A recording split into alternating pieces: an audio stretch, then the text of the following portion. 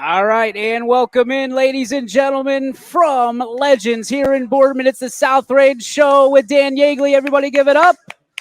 That's me. There we go. Coach, an unbelievable week this week. Obviously, when you're talking about South Range and Girard, there was a lot of people with a lot of eyes on this game. And you guys showed up. You showed out after a great week of practice, a big time win. You're talking about 40 some points, I believe, 56-14, something like that. I don't know what it was. Yeah. When you're thinking about stuff like that, talk about your boys and how they performed in a big time setting, a big time matchup in front of thousands and thousands of people. Well, going into this game, we knew it was going to be a big game. Both undefeated. Two good programs going at it, and anything could happen. And our kids rose to the occasion. They really did. Very proud of our kids. Very proud of how they played. They took the challenge, and the challenge was, okay, we're going to compete against at this high level against a very good program.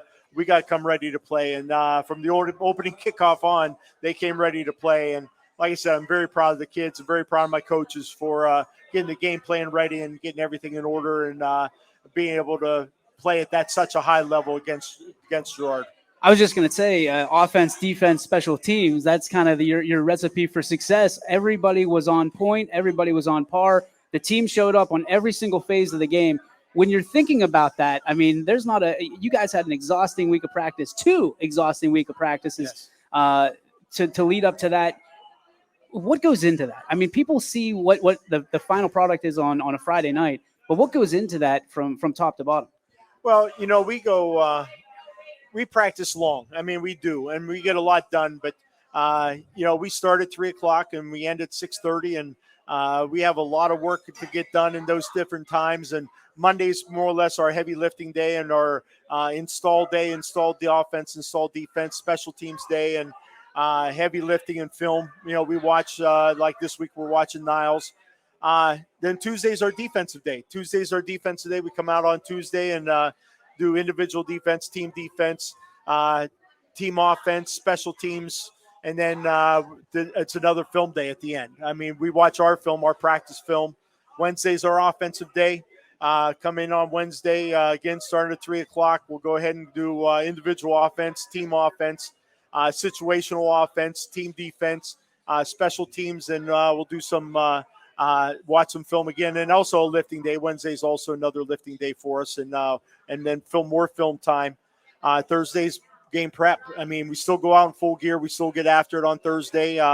It's not an off day. It's a go through all our specials, make sure they're all sound.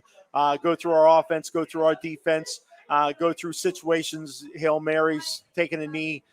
Goal line O, goal line D, take care of everything that we did all week. And again, just tuning things up, make sure that we're ready for Friday night, going through the game plan in our heads, make sure our kids know. And then team feed by our great moms. Our moms do a great job team feeding us, and do that at the end of Thursday night practice. And, get our uniforms, get our bags, and ready to go. So it's a long week.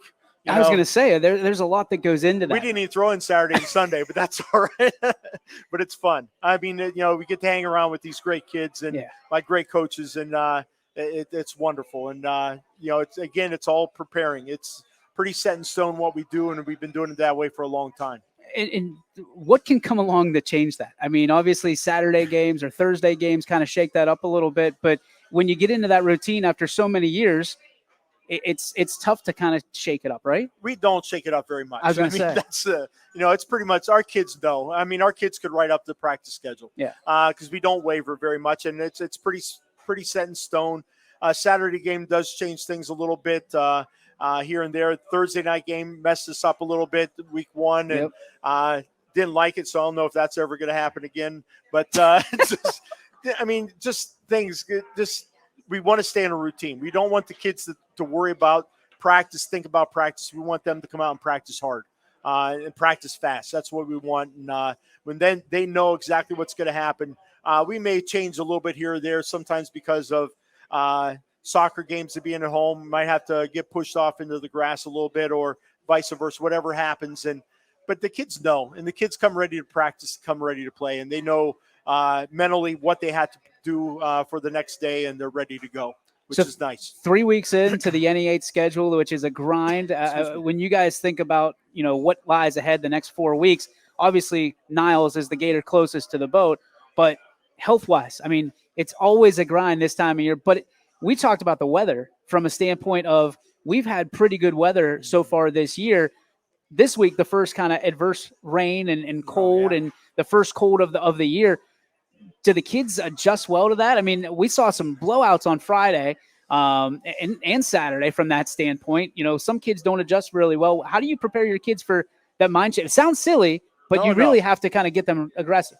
We, yesterday we got that nice cold sideways rain. It was cold outside, and we went through our normal play. We did everything we needed to do, and we actually got off early, which was sort of strange, but we could do some things on the board.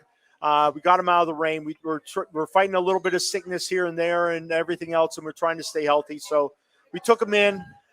We still got a couple hours of practice in. Took them in, did some things on the board.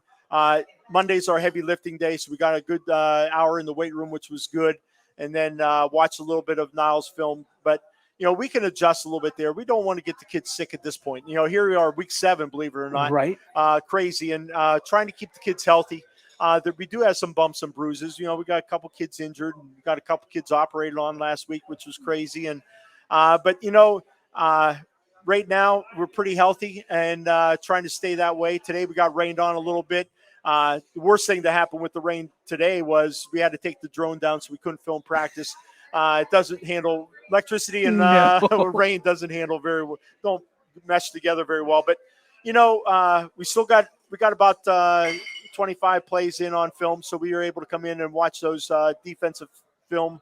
Got to get to watch some of that, and it worked out pretty good. We got to do some special team stuff. We did that on the board because we needed a little bit more board time anyhow. So worked out pretty good. And, we got a good conditioning day in today. We didn't get conditioning in yesterday, but we got our lifting in yesterday, good conditioning in today. Looking forward to a nice day tomorrow for good offensive practice and some more conditioning and some more film time. So I guess a big question I have is how have things changed, how you handle sickness, illness, whatever, since COVID, because everybody kind of looks at it and goes, COVID. Like you're still allowed to get sick, from that standpoint. How have you changed how you guys have to handle things with, since 2020? Well, the kids know if they're sick, stay home. Gotcha. I mean, we have to. I mean, we just can't afford to have it go through a locker room.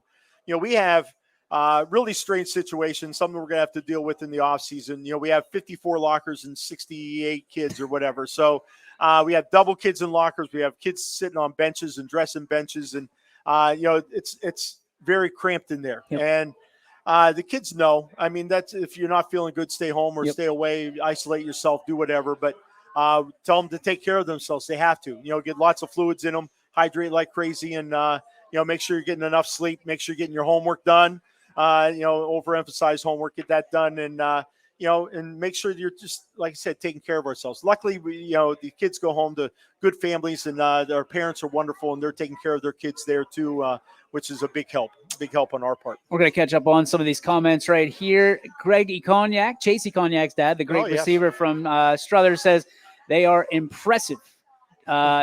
Just a great program. We also have Dominic saying Raider pride. Yes. So awesome to see. And go Raiders. Yeah, for sure. Always, right? Let's talk about this Niles team, a team that probably at this point people look out on paper and count them out. But this is the NE8. We talked about it already. You guys can't look past anybody. We saw that with Struthers. Even though Struthers is a great team, there's not a bad team in this conference. How do you keep the kids motivated coming off a big win going against a team in Niles that, most people are going to sit there and go, no, this should be an easy win? Well, we know any given night anybody could beat anybody. Yes, I mean, we see it on Saturdays. We see it on Sundays. You see it on Friday nights. Anybody can beat anybody on any given night. So we had to come in prepared. Plus, we're really trying to improve ourselves. That's more of a point of emphasis. Beating Girard last week was a huge win for us and a huge win for the program. But, we got to continue improving. We got to continue making South Range better and making the Raiders better. And, there's some points of emphasis that our special teams have to get better, even though they look really impressive on Friday night. There's still some things that we got to improve on. And so we're going to improve there. We got to improve on just tackling. We got to work on tackling a little bit more. Missed a couple tackles here and there that I think we could have made if we were in the right position. So working on our footwork a little bit more, and missed some blocking assignments. We're working on that too. So there's a lot of little things that we got to improve on.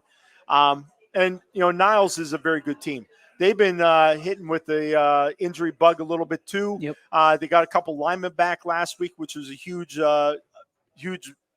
Boost, plus for them.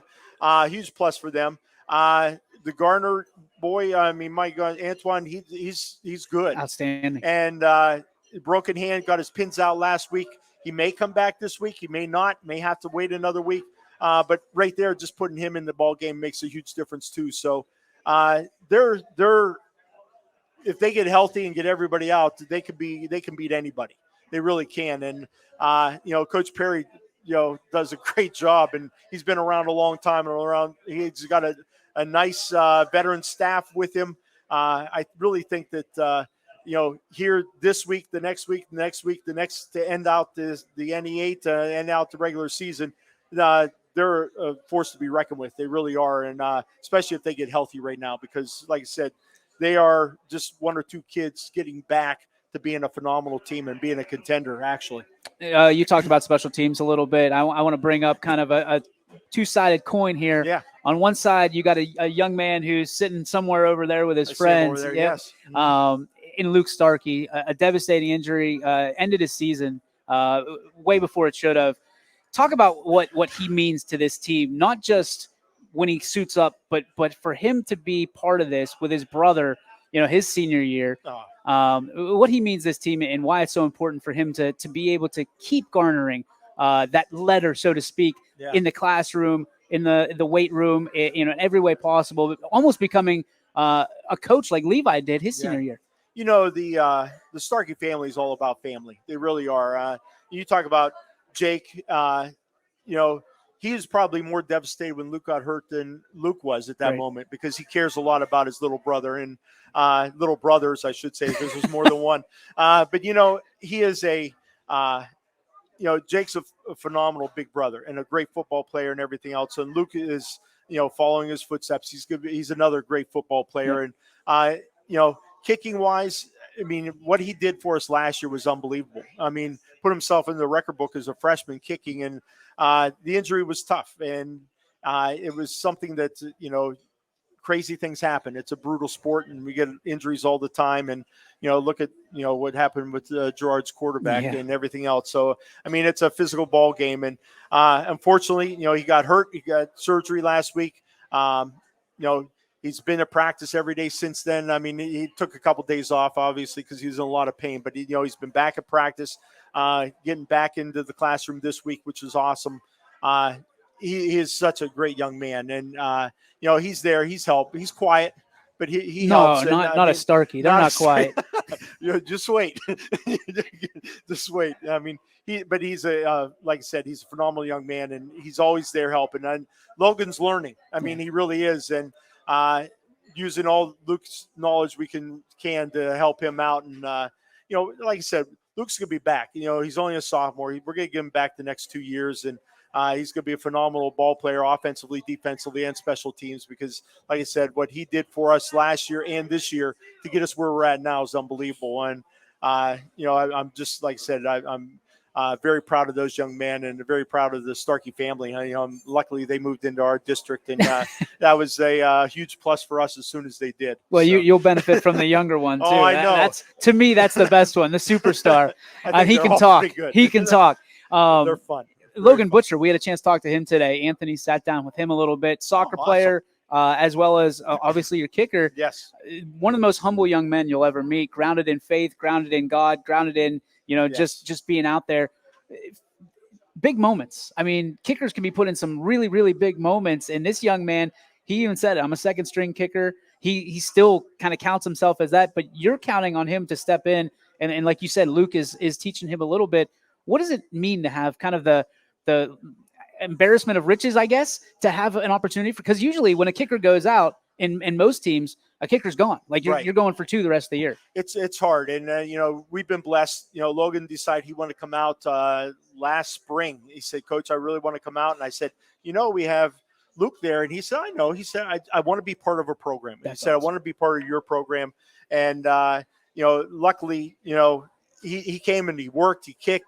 He's improved so much from April when he started kicking, April and May and June and July. He's improved so much. And some of it's repetition, some of it's just being around, some of it's Luke, some of it's, just working with the other coaches. And he loves being part of a program. He loves being part of the soccer program, loves being part of our program, having lots of fun. And, his time was called, and he stepped up and did really well. We talked as coaches. We didn't want his first kick to be an extra point, so that's why we kicked off first. We deferred and had him kick off first, and did a great job there. Did some great job on his extra points. We had a couple bad snaps and a couple little things here and there, but guess what? It didn't get him down. He understood that his role is to get it through the uprights, and he's done a great job for us. And I'm looking forward to big things the rest of the year out of him. And we're blessed. I told you a long time ago, I've been blessed here at South Range to be surrounded by great community, great players, great coaches. And he's just another one in the waiting, and he's done a great job for us. I'm very proud of him. Very proud of what he's done for us. Speaking of blessed, you got three guys here that are pretty good. I mean, when you're talking about Jake Starkey, you're talking about Aiden Leone, you're talking about Shane Lindstrom. I mean, almost 300 yards of offense coming in here from last week. That's what I'm saying. That's just unbelievable. I mean, fun. When you look at those guys, I mean, do they surprise you as much as they surprise me in the press box every single week with the things that especially when you're talking about the catch last week by Aiden, or the flip by Shane, or some of the things that Jake can do, literally just right across crossing Billy's face. Do you ever sit back and just go, wow? I see it every day in practice. So the fun thing is they're good practice players. Yeah. All three of them are great practice players. And if they're not on offense, they're on defense. If they're not on defense, they're on offense. They're always in. They're always involved. They're always around the ball. They want to make themselves better. So, it doesn't surprise me. Anything that happens out of those guys is doesn't surprise me at all. And, like I said, even, come back to Jake, when Luke got hurt and Luke was in the mix at linebacker and doing this and that, we moved Jake to inside linebacker, from outside linebacker to inside linebacker, because that was a need we needed at that point. And, he opened it, he took it with open arms and said, yes, please. And, he's made the team better because of that move. He's made himself better. He offensively, defensively. I mean, he just made himself, and that was a very unselfish thing that he did. So I'm very, very proud of Jake and what he's done in the last couple of weeks. And like I said, he did everything to make the team better, and thankful for him. Shane. Shane, where do you start? I don't know. I mean, the things he does is just, you sit back and go, okay, it doesn't surprise me. Whatever. And even when he flipped over the kid up at university, and guess what? That doesn't surprise me. I mean, it didn't surprise me. I've seen him do flips before, and, but why not? And his catches and everything else, his punt return last week was phenomenal. What a way, we're, didn't even touch the ball and we're up 7-0 offensively. And, when they went 3 and out, then we get another 3 and out, and then we scored to Jake on a 70-yard touchdown pass. We're up, we ran one play and we're winning 13-0. And just crazy how these guys performed. And, Aiden, just, a phenomenal athlete. Just all three of them phenomenal athletes. And, he does that in practice. He mosses the guys. It's no surprise. And, to see it in a game, get it on film, that's even better. And that's him. Just like I said, he does it to get to our varsity defense. When he's not playing defense, he's over on offense, scout offense, and he's trying to, make our defensive backs better. And, he's always out there giving it his all, and it's fun. Those guys, are everybody's dream, whether they're practice players, game players, whatever. Those three are phenomenal. Like you said, you just brought in 300 yards of offense for us, to talk to tonight from last week, not for the year, from just last week, which is pretty amazing. We didn't set it up like that. I promise you. That's not how we did it. I don't know what I'm more impressed with, the recall of all that, or the fact that you called out the lingo of Moss and somebody. Well, it happens all the time.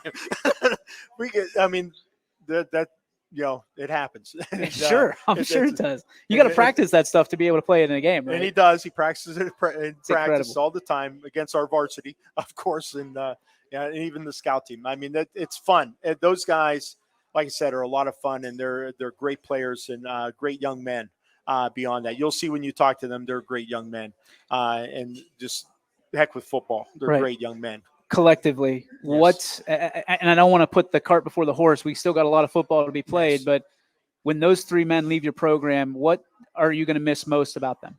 I'm going to miss, as a coach, I can say productivity. I mean, what they do offensively, defensively, it's hard to replace somebody like that. But I'm going to miss them just because they're a lot of fun. I mean, they're fun to have around. They're fun to have in practice. They're leaders, leaders offensively, leaders defensively. They're leaders in the locker room. They're leaders on the field. They're leaders Friday night. I mean, they're always there. They're there to make the team better. It's not about them. They'll tell you that. It's all about the team. They're there. And, just like tonight, Shane was out working with Gavin Nagy. And, again, why is he working with the younger classmen? He's making the team better. Yep. I mean, he's making the program better.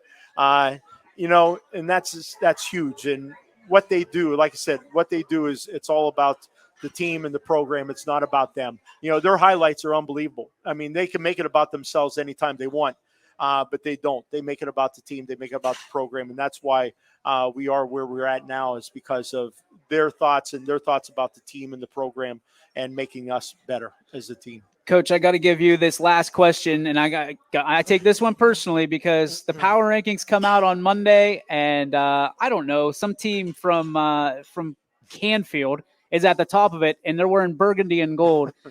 I've been waiting all season for that moment. I'm just letting you know the votes came in. I smiled like a kid on Christmas morning. How many votes do you get? I get one. I get one vote, and it's one of those things. Like, as soon as it came out, it was South Range on top. Austintown Fitch is right below, and people are like, oh, Yoakley got at it again. He's homering this thing. I couldn't be more proud, because the reason we put these power rankings together, it's for the kids, right? They love when this stuff happens. There's some bragging rights on the line, naturally, but to be one of the few teams left that's undefeated. I mean, it's Lowellville, Valley Christian, and I'm trying to think, Southern and Edison in the YSN family. Mm-hmm. That's got to mean something to you guys to look up and down. And it's not like you guys play a cakewalk schedule. You're playing teams that are bigger than you almost every week. What's that mean to you? Not necessarily the power rankings, but that your kids show up and they are shining bright in this valley. I want to thank YSN for all you do and supporting South Range and all these schools. And it's so awesome what you do. It's an honor being thought of by YSN. The kids have worked their butts off to get to where we are, and they know they have to continue working hard week in and week out, and because there's 4 tough teams left. Yep. And Niles is, like we talked about, is very, very good, and we got the other 3 we'll talk about later, because I can't think beyond one game at a time. But to get the recognition that these kids have, they deserve it. They really do. I know all the teams deserve it and everything else, but these kids work so hard, and it's great seeing them get the recognition that I feel they deserve, just because I know how hard they work. There are some great teams left undefeated, and like I said, if Fitch was number 1, or Lowellville was number 1, or Southern was number 1, or Edison was number, I would be happy for them too. Yep. Because guess what? They've earned that right also. And like I said, Fitch is a phenomenal team. They just ran into a buzzsaw last week, and Canfield's another phenomenal team. And those, I know they've been up in your power rankings, up there high. And to be honest with you, I don't look at your power rankings. I knew it. I was surprised you said that. I don't look at them, so because I worry about the 65 guys, 68 kids. Do you look at the computer rankings? You know what? I do, just because Joe Attell's a mathematician out of Worcester. So I talked to him. I've talked to him in the past because, just out of curiosity, his algorithm and everything else. But, I can't imagine that conversation. I just can't. I do look at the computer rankings. I do look at them mainly because of I don't look ahead, but you always got to start thinking. You got to start thinking about this time and just seeing what's out there. Who else is coming up? Who else is doing well? Edison is a great program, Wow. and they're sneaking up. Yep. They're right there, and there's a good chance they're going to end up 10-0 because of, again, they're a very good program, very well coached.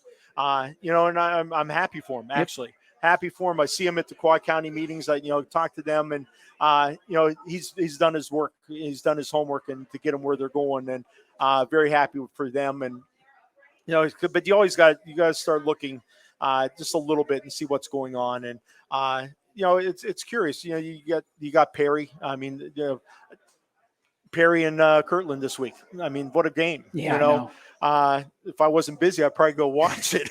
I mean, that should be a great game, and little things like that. So and I get Malgador, I know that I talk to him on a regular basis, and they got University School this week. Yeah. So another undefeated. Malgy's undefeated, and they're playing University this week, whose only loss is to us, and they're playing very well. So I look at computer rankings just because, again, I'm more fascinated with the numbers than I am than the actual rankings.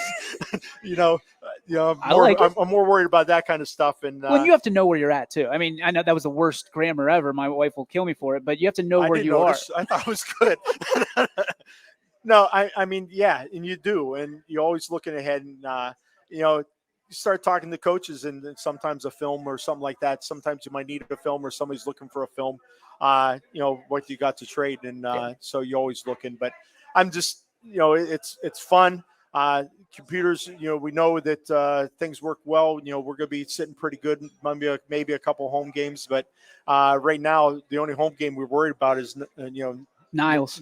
That's right, Coach. Thank you. And as you said many times, and I talked to the kids today about this. I know I'm running a little bit late. No, you're fine. That last team to beat us in the NE8. I know. I wasn't going to bring it up. You brought it up. Well, before. Technically, it was last week. Yeah. But I wasn't going to bring it up this week because I'm not trying to spread that juju. I mean, there's plenty of food. We don't need any revenge juju. Or something. I don't know. But is that in the back of your mind at all? Well, you know what? We talked about it today because, us as coaches have been talking about it mainly because we were ahead at halftime.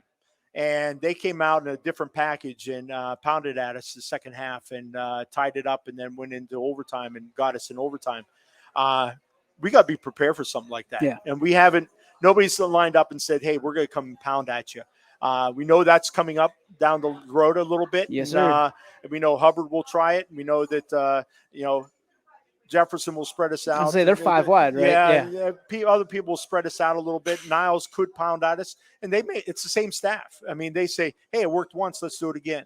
Especially if they get the Garner kid back, and so we got to prepare for that. So we're preparing. Like I said, we're making South Range better, and the reason why they beat us was because they came up with a good plan that second half to overcompensate for what we were doing and caught us off guard, and we can't let that happen again. I was just going to ask, is it better to see a team like that now? Because the name we keep hearing is Garraway, and we know what they can do with the football.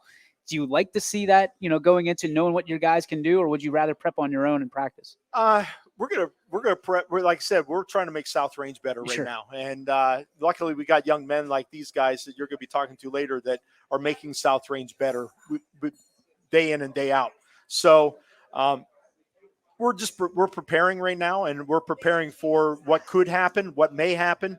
But either way, we're making South Range better right now, and that's what we have to do. Because, like I said, I'm not happy with everything going on right now. I mean, we're not as consistent as I like to be, and like I said, there's still some parts of things going on that people can hurt us with that we got to make sure we're ready and not caught by surprise. So again, we're trying to make South Range better, and it's easy when we got players like these running around. Can I ask one more question? Oh, sure. Just between us, there's nobody watching. No, nobody's going to see this right there. Not Kelly. So You say, I'm not happy. There's stuff we can work on.